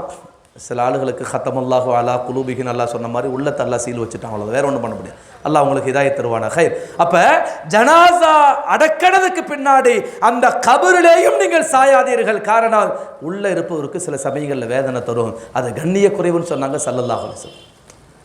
அடுத்து இன்னொரு செய்தி ஆச்சரியம் என்னென்னா, இந்த மௌத்தா போயாச்சு, குழி தோன்றும் புதுசாகவே வருமா, 2 வருஷம் கழிச்சு ஒரு ஜனாசா முன்னாடி அடக்கணும், மறுபடியும் தோன்றும். உள்ள என்ன இருக்கும், எலும்பாது இருக்குமல்ல, அந்த எலும்புகள் தூக்கி அங்கிட்டு வீசிடாதீங்கன்னு சொன்னாங்க ஸல்லல்லாஹு அலைஹி வஸல்லம். தூக்கி அங்கிட்டு போட்டுறாதீங்க, ஏன்னா அது ஒரு மனிதனுடைய எலும்பு, அதை தூக்கி போட்டுறாதீங்க. அந்த எலும்புகளை எடுத்தா இன்னொரு இடத்துல சின்ன குழி தோண்டி அங்கே வச்சு புதைச்சிருக்குன்னு சொன்னாங்க ஸல்லல்லாஹு அலைஹி வஸல்லம். எலும்புகளையும் கண்ணியப்படுத்த சொன்னார்கள். வேறொரு ஹதீஸில் ரசூலுல்லாஹி ஸல்லல்லாஹு அலைஹி வஸல்லம், எலும்பை எடுத்துட்டீங்க, அதை உடைக்காதீர்கள்னு சொன்னாங்க. மௌத்தா போனதுக்கு பின்னாடியும் எலும்பையும் உடைப்பது ஹராம் ரசூலுல்லாஹி ஸல்லல்லாஹு சொன்னாங்க. மௌத்துக்கு பின்னாடி உடம்பு அழுகி போச்சு, உடம்பு எல்லாம் முடிஞ்சு போச்சு, வெறும் எலும்பு தான் இருக்குது, எலும்பையும் துன்புறுத்தாதீங்க, எலும்பையும் கண்ணியப்படுத்துங்க ஸல்லல்லாஹு சொன்னாங்க. இது எல்லாத்தையும் விட மேலே ரசூலுல்லாஹி ஸல்லல்லாஹு அலைஹி வஸல்லம் மனிதனை எவ்வளவு கண்ணியப்படுத்தினாங்க. மௌத்தா போயாச்சு, உயிர் போயிருச்சு, பூமியில் அடக்கியாச்சு, உடம்பு அரிச்சாச்சு, எலும்பும் போயிருச்சு, எல்லாம் போயிருச்சு, ஆளுடைய பேர் மட்டும்தான் இருக்குது. உடம்பில்ல, உயிர் இல்ல, எலும்பில்ல, சதை இல்ல, எதுவுமே இல்லை, பேர் மட்டும்தான் இருக்குது. ஸல்லல்லாஹு சொன்னாங்க, உதுகுரு மஹாசின மௌத்தாருக்கும், உங்களில் மௌத்தானவர்களை பற்றி நல்லதை மட்டும் பேசுங்கள்னு சொன்னாங்க ஸல்லல்லாஹு அலைஹி வஸல்லம். மௌத்தானவர்களை பற்றி நல்லதை மட்டும் பேசுங்க. மௌத்தா போயிட்டாரே, இப்போ அவருக்கு என்ன தெரியவா போகுது, அவருக்கு என்ன விளங்கவா போகுது, இல்லை அவருக்கு என்ன கஷ்டமா ஏற்பட போகுது நம்ம பேசுறனால? இல்ல, பேசாத, அது அவருக்கு செய்யக்கூடிய கண்ணியம் ஸல்லல்லாஹு சொல்லி கொடுத்தாங்க. மௌத்துக்கு பின்னாடி மண்ணோடு மண்ணாக உக்கி போனதற்கு பின்னாலும் பெயர் மட்டும்தான் இருக்கிறது. அந்த பெயரை வைத்து கூட நீங்கள் புறம் பேசாதீர்கள், கெட்ட விஷயங்களை பேசாதீங்க, அது அவருக்கு செய்ய வேண்டிய கண்ணியம்னு சொன்னாங்க ஸல்லல்லாஹு அலைஹி வஸல்லம். நபிகள் பெருமானார் முஹம்மது ரசூலுல்லாஹ் ஸல்லல்லாஹு அலைஹி வஸல்லம் எல்லா தரப்பு மக்களையும் கண்ணியத்தோடு வைத்தார்கள், எல்லா தரப்பு மக்களுக்கும் கண்ணியத்தை கொடுத்தார்கள். அந்த கண்ணியம் இந்த சமூகத்தில் இருக்கின்ற காலமெல்லாம் இந்த சமூகம் கண்ணியமாக இருக்கும். கண்ணியம் இல்லைன்னு சொன்னால் இந்த சமூகத்தில் கண்ணியம் இருக்காது. 30-40 வருஷத்துக்கு முன்னாடி இந்த சமூகத்துக்கு இருந்த கண்ணியம் இன்னைக்கு இல்லாமல் போச்சு. என்ன காரணம்? இந்த சமூகத்திற்கு நடுவில் ஏற்பட்ட, இந்த சமூகத்துக்கு உள்ளே ஏற்பட்ட சில பிளவுகள், சில பிரச்சனைகள், அது வெளியில் வர ஆரம்பிச்சது. இந்த சமூகத்தை மற்றவன் பார்க்கறது தப்பா பார்க்க ஆரம்பிச்சான். இன்னைக்கு நமக்கு எந்த மதிப்பு மரியாதையும் இல்லாமல் போச்சு. இதை மீட் எடுக்கணும் நம்ம. அப்படின்னா எங்கிருந்து எடுக்கிறது? நம்முடைய குடும்பத்திலிருந்து ஸ்டார்ட் பண்ணணும். செய்யலாமா இன்ஷா அல்லாஹ்? நம்ம குடும்பத்திலிருந்து, என் பிள்ளையா இருந்தாலும் அவங்களுக்கான கண்ணியம், என்னுடைய பெற்றோர்கள் அவர்களுக்கான கண்ணியம், என்னுடைய மூத்த சகோதர சகோதரிகள் அவர்களுக்கான கண்ணியம், என்னுடைய உஸ்தாதுமார்கள், ஆசிரியர்கள், அஜத்துமார்கள், ஆலிம்கள் அவர்களுக்கான கண்ணியம், எனக்கு கற்றுக் கொடுத்தவர்கள் அவர்களுக்கான கண்ணியம் என்று அந்த கண்ணியம் கொஞ்சம் கொஞ்சமாக வந்து ரசூலுல்லாஹி ஸல்லல்லாஹு அலைஹி வஸல்லம் மனசு முழுக்க கண்ணியத்தோடு வச்சு, அல்லாஹ்வை மனசு முழுக்க கண்ணியத்தோடு வச்சோம்னா அந்த பழைய கண்ணியத்தை அல்லாஹ் தருவான். நபிகள் பெருமானார் முஹம்மது ரசூலுல்லாஹி ஸல்லல்லாஹு அலைஹி வஸல்லம் சொன்ன வாக்குறுதியை நான் சொல்லி முடிக்கிறேன். நபிகள் நாயகம் ஸல்லல்லாஹு சொன்னாங்க, நீங்கள் கண்ணியப்படுத்துங்கள், நீங்கள் கண்ணியப்படுத்தப்படுவீர்கள். கண்ணியப்படுத்துங்கள், கண்ணியப்படுத்தப்படுவீர்கள். எதை கண்ணியப்படுத்தணும்? நான் சொன்ன இந்த லிஸ்ட்டை மனசில் வச்சுக்கோங்க இன்ஷா அல்லாஹ். ஒரு முடிவெடுங்க இன்ஷா அல்லாஹ். இனிமேல் நபிகள் நாயகம் ஸல்லல்லாஹு அலைஹி வஸல்லம் அவங்களுடைய பல புரட்சிகளில், பல மாற்றங்கள், அவர் உருவாக்கிய மாற்றங்களில் மிக முக்கியமானது, என்னுடைய வாழ்க்கையில் இனிமேல் நான் கண்ணியமாக இருப்பேன் இன்ஷா அல்லாஹ். இருக்கலாமா இன்ஷா அல்லாஹ்? இருக்கலாமா இன்ஷா அல்லாஹ்? இனிமேல் நான் கண்ணியமாக, எல்லாத்துலேயும் கண்ணியம் இருக்கணும். ட்ரெஸ்ஸில் ரொம்ப கண்ணியத்தை பேணணும். சொல்லணும்னு நினச்சேன் நான். இன்னைக்கு பள்ளிவாசலில் தொழுக வர்றவங்க தொப்பியை கழட்ட ஆரம்பித்தாங்க. தொப்பிக்கு அந்த சர்ச்சைக்குள்ளே போகலை நான். அது போடலாமா வேணாமா, அது என்ன சட்டம் அப்படிங்கிறது அதுக்குள்ளே போகலை. அதனுடைய தொடர்ச்சி என்ன ஆயிடுச்சு அப்படின்னு சில சமயங்களில் இதுதானே அப்படிங்கிறது, சில சமயங்களில் இதுவா அப்படின்னு ஆயிரும். அப்படியா போயிடும். டவுனுகளில் இப்போ நாங்கள் இருக்கிற பள்ளிவாசல், இப்போ மெட்ராஸ்லாம் சில பள்ளிவாசலில் பார்த்தோம்னா சில பேர் வர்றாங்க, சொல்ல முடிய மாட்டேங்குது எப்படின்னு கேட்டோம்னா, அவங்க வர்றாங்க தொப்பி இல்லைங்கிறத கடந்து என்னாச்சு கேட்டோம்னா கை ஸ்லீவ்லெஸ் போட்டு வர்றாங்க. அப்போ ஆம்பளை என்ன செய்ய ஸ்லீவ்லெஸ் போட்டுறாங்க. சஜிதாவை இப்படி செய்வாங்கல்ல, சில ஆள் பார்த்துருக்கீங்களா? சஜிதா இப்படி செய்வாங்க, ஸ்லீவ்லெஸ் போட்டு வந்தால் எல்லாம் அல்லாஹ்வுக்கு முன்னாடி நிற்கிறோம் இல்லையா நம்ம. அது கடந்து இப்போ என்னாச்சு கேட்டால் முக்காக்கால் பேண்ட்டு இங்கே வந்துருச்சு. பேண்ட்டு கரண்ட காலுக்கு மேலே பேண்ட் இருக்குது. அப்போ தான் முழங்கால் பக்கத்தில் வந்து நிற்கிது. அல்லாஹுக்கு முன்னாடி நிற்கிறேன். யாருக்கு முன்னாடி? அல்லாஹுக்கு முன்னாடி நிற்கிறேன். ஒரு கல்யாணத்தில் எவனோ ஒருத்த வர்றான், அவன் முன்னாடி நான் இப்படி நிற்பனா? ஆனால் ஒன்றுக்கு போயிட்டு கழுவ தெரியாத சில சமூகத்தில் கண்ணியமாக கருதப்படக்கூடிய சில மனிதர்கள், அவங்களுக்கு முன்னாடி நான் இப்படி நிற்பனா? நான் மகா பரிசுத்தமானவன் சுப்ஹான் அல்லாஹ், அல்லாஹுக்கு முன்னால் நிற்கிறப்ப அடி கொஞ்சம் கொஞ்சமாக. அதனால நான் மறுபடியும் சொல்கிறேன், நீங்கள் சின்னதை நினைச்சிடாதீங்க. சில சமயங்கள் அதில் பெருசில் கொண்டு போய் விட்டுரும். அந்த பெருசு சில சமயங்களில் அல்லாஹ் பாதுகாக்க வேண்டும். ஈமான் இல்லாத மரணத்தை தந்துவிடும். அல்லாஹ் நம்மை பாதுகாக்க வேண்டும். அதனால தான் நான் ஆரம்பத்தில் சொன்னேன், கண்ணியம் என்பது அல்லாஹுடைய முதல் கட்டளை. கண்ணியம் என்பது ஈமான், கண்ணியம் என்பது சொர்க்கத்திற்கான அமல். கண்ணியம் இந்த உலகத்தில் இருக்கும் காலமெல்லாம் இந்த சமூகம் கண்ணியமாக இருக்கும். அல்லாஹ் நமக்கு அந்த கண்ணியத்தை தருவானாக. அந்த கண்ணியத்தை கற்றுக் கொடுக்கணும். கண்ணியத்தை நம்ம கற்றுக் கொடுக்கணும். அதை கற்றுக் கொடுக்குறதுக்கு பல முறைகள் இருக்குது. மதரசாக்களுக்கு அனுப்பி வைங்க பிள்ளைகளை, குழந்தைகளை மதரசாக்கு அனுப்ப. கண்ணியங்கிறது ஸ்கூலில் கண்டிப்பாக இருக்காது. நான் முதல்லலாம் நன்னறி வகுப்பு அப்படின்லாம் வைப்பாங்க. ஓரல் ஒரு சப்ஜெக்ட் இருக்கும், அதில் சில விஷயங்கள் சொல்லிக் கொடுப்பாங்க.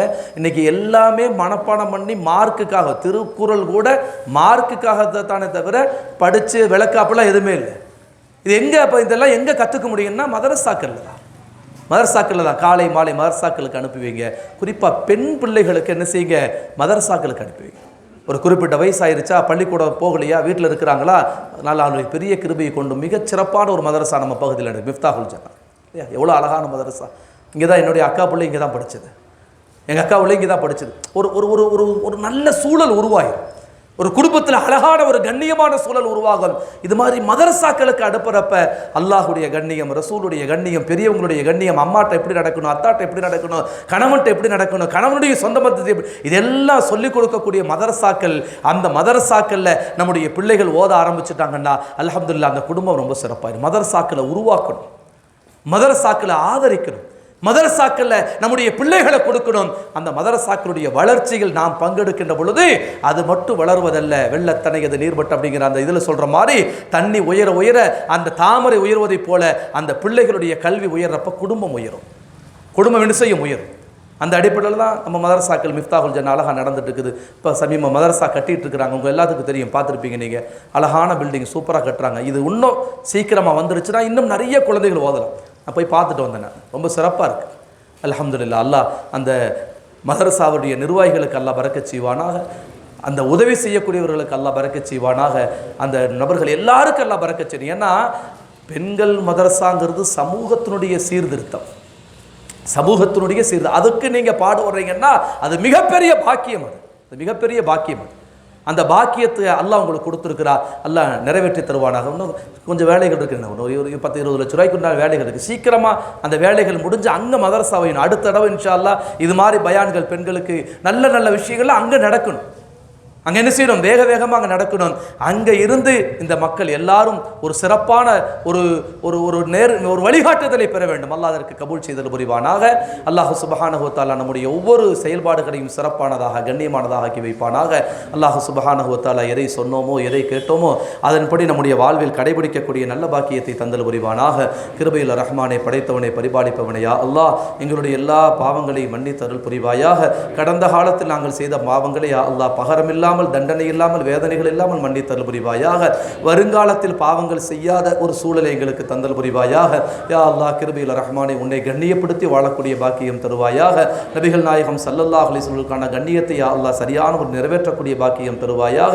யா அல்லாஹ் எங்களுடைய பெற்றோர்களுக்கு கண்ணியத்தை தருவாயாக. எங்களுடைய உஸ்தாதுமார்களுக்கு கண்ணியத்தை தருவாயாக. யா அல்லாஹ் இந்த சமூகம் யா அல்லாஹ் கண்ணியமுள்ள சமூகமாக நீ ஆக்கி வைப்பாயாக. யா அல்லாஹ் கிருபையில் ரஹ்மானை எங்களுக்கான எல்லா உதவிகளையும் மிக இலகுவான முறையில் தந்தல் புரிவாயாக. யா அல்லாஹ் எங்களுடைய காரியங்கள் அனைத்தையும் லேசாக்கி தந்தல் புரிவாயாக. யா அல்லாஹ் கிருபையில் ரஹ்மானை குறிப்பாக இந்த போன்ற மஜ்லிஸ்களை ஏற்பாடு செய்யக்கூடிய ஏற்பாட்டாளர்களுக்கு யா அல்லாஹ் நீ பரக்கத் செய்வாயாக. இதற்கு உதவி செய்பவர்களுக்கு நீ பரக்கத் செய்வாயாக. மிக குறிப்பாக யா அல்லாஹ் கிருபையில் ரஹ்மானை பொறுமையோடு இந்த மஜ்லிஸிலே வந்து அமர்ந்து நல்ல விஷயங்களை கேட்ட இந்த ஜமாத்தில் இருக்கக்கூடிய எல்லா மக்களுக்கும் யா அல்லாஹ் நீ பரக்கத் செய்வாயாக. கேட்டதன்படி அமல் செய்யக்கூடிய பாக்கியத்தை எங்களுக்கு நசீபாக்கி தருவாயாக. எங்களுடைய துஆக்களை, அமல்களை அனைத்தையும் கபூல் செய்தல் புரிவாயாக. குறிப்பாக யா அல்லாஹ் கிருபையில் ரஹ்மான் எங்களுடைய பெண் பிள்ளைகள், எங்களுடைய மனைவி மக்கள், எங்களுடைய அடுத்த தலைமுறை சிறந்த தலைமுறையாக, எங்களுடைய கண் குளிர்ச்சியாக நாளை மறுமையில் எங்களுடைய ஷஃபாத்தாக வந்து சேருவதற்கான வாய்ப்பை தந்தல் புரிவாயாக. கிருபையில் ரஹ்மானே எங்களுடைய ஹலாலான ஹாஜாத்துகளை நிறைவேற்றி வைப்பாயாக. ரப்பனா ரப்பி ரஹம்ஹுமா கமா ரப்பயானி ஸகீரா. ரப்பனா ஆதினா ஃபித் துன்யா ஹஸனத்தன் வ ஃபில் ஆখিরাতি ஹஸனத்தன் வ கினா அஸாபன்னார். ஸல்லல்லாஹு தஆலா வ ஸல்லம் அலா கைரி ஹல்கிஹி சய்யிதினா முஹம்மதின் வ அலா ஆலிஹி வ ஸஹாபிஹி அஜ்மஈன். சுப்ஹான ரப்பிக ரப்பில் இஸ்ஸத்தி அம்மா யசிஃபூன் வ ஸலாமுன் அலல் முர்ஸலீன் வல்ஹம்துலில்லாஹி ரப்பில் ஆலமீன். சுப்ஹானல்லாஹி வ பிஹம்திஹி சுப்ஹானக اللهم بحمدك ونشهد لا إله إلا أنت ونستغفرك ونتوب إليك. سبحان